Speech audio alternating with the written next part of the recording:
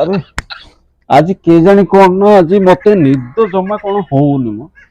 ହଁ ପରା ସତ କଥା, ମତେ ବି କାହିଁ କେଜାଣି ନିଦ ଜମାରୁ ଲାଗୁନି। ତମକୁ କଣ ପାଇଁ ନିଦ ହଉନି ଯେ?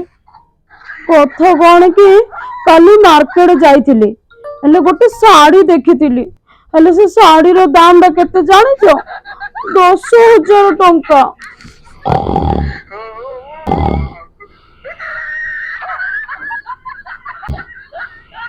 ଏ ମା, କି ଘୁଙ୍ଗୁଡିଲ ମା। ଶାଢୀ କଥା କହୁ କହୁ ଆଙ୍କୁ ପୁରା ନିଦ ପଳେଇଲା। ଏବେ ଏବେ ଏବେ ପରା ଟିକେ ଆଗରୁ କହୁଥିଲୁ ନିଦ ଆଉନି ବୋଲି। ଶାଢୀ କଥା କହୁ କହୁ ଆଙ୍କୁ ପୁରା ନିଦ ପଳେଇ ଯାଉଛି।